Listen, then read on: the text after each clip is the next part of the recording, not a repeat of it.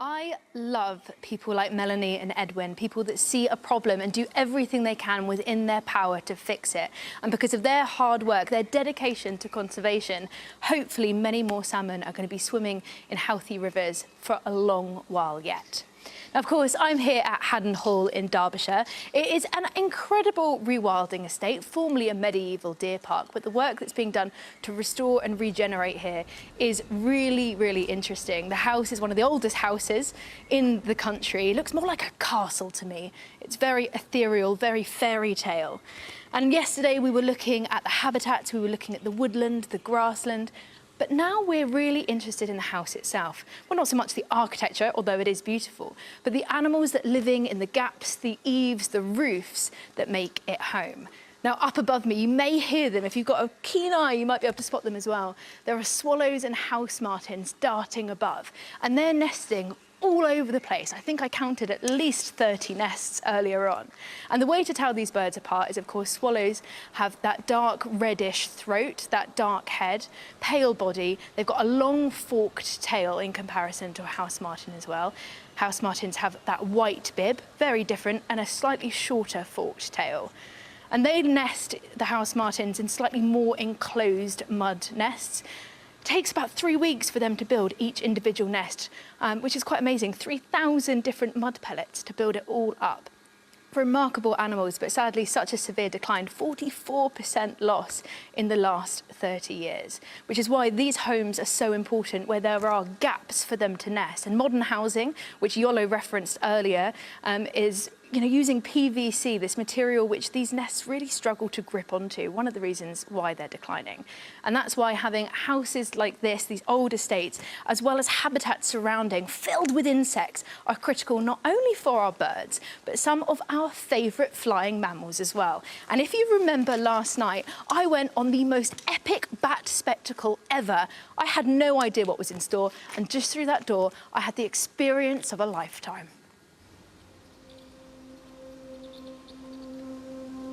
This particular chapel is home to a maternity roost of Soprano Pipistrelles. They're the smallest bat that we have in the UK.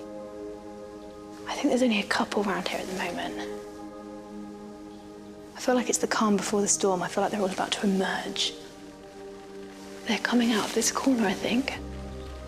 It's really kicking off now. They're just swarming. They're just everywhere. Of course, as a maternity roost, they're all females, and they come together at this time because they're vulnerable and they're pregnant. You can see where they've come out, but they're all making a beeline for the door. You can see that gap right at the top right-hand corner, and it's just small enough for them to slip out and get onto feeding as soon as possible.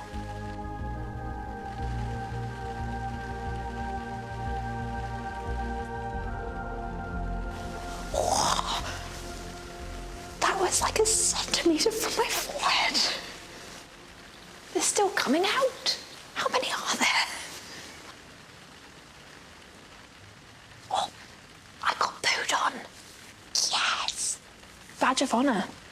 Right on my cheek if you want a close-up. Wasn't in my mouth or my eye, so I'm winning. I mean, I've seen some pretty cool bats in my time, but this I think might have to top it. Now, whilst I can hear a little bit of their echolocating clicks, there's only so much my ears are capable of, which is where trusty technology comes in.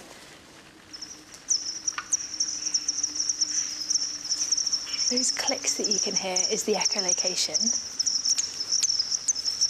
And then the squeaks like that, and like the background ones as well, they're the social calls. What are they saying? I've got a bit of an idea. It's a bit out there, but I'm not going to regret it. Okay. Oh, lying under Soprano Pipistrelles as they go off to hunt.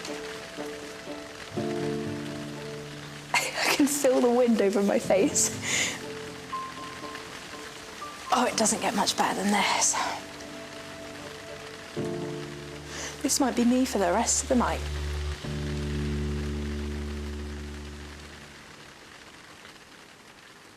It was utterly inconceivable, and honestly, I'm still beaming. I went to sleep about 1 a.m. last night because I was utterly buzzing. I was like lying under a cascading waterfall of bats. It was utterly, utterly epic. Now, of course, it is important to say that all bat roosts are protected under law and you can't cause any disturbance. So, of course, when we were there, we were with licensed bat researcher Steve Rowe, who was there to secure and watch us as we went through that amazing experience. And he's been studying that roosting colony really, really specifically. Now, they do this amazing swarming social behaviour before they emerge for an evening of foraging. And to be honest, it's a bit of a mystery. Nobody quite knows why they do it. But one thing that Steve has noticed is that they spend different amounts of time doing this behaviour as they're echolocating and doing these social vocalisations to one another. And it all seems to be linked to a particular environmental cue. Now, I know you all love a graph, so I'm going to give you everything as you wish. Now, here is Steve's graph, and what we can see in these blue columns is essentially the duration that they spent doing that social swarming behaviour, and the red line illustrates temperature. So on the nights where it was a high temperature, they spent more time inside doing this social swarming, and when it was a low temperature, they spent less time when it was colder inside doing those calls. And essentially the thought is when it's a lower temperature, they need to get out a lot faster to do as much foraging as they possibly can, because in low temperatures there isn't as much insect activity for a long period of time. I'm still overwhelmed by that experience. I'm not going to lie, genuinely one of the best things I have ever done. And I know two people who are going to be green with envy. Chris and Michaela, I mean, come on, that was pretty good. That was very, very cool. Look, I wore my T-shirt especially for you to celebrate your bats. And I reckon we'll have to go for a batty night out on Sunday. Should we go and see We've had a bats? few of those over the years. We have, yeah.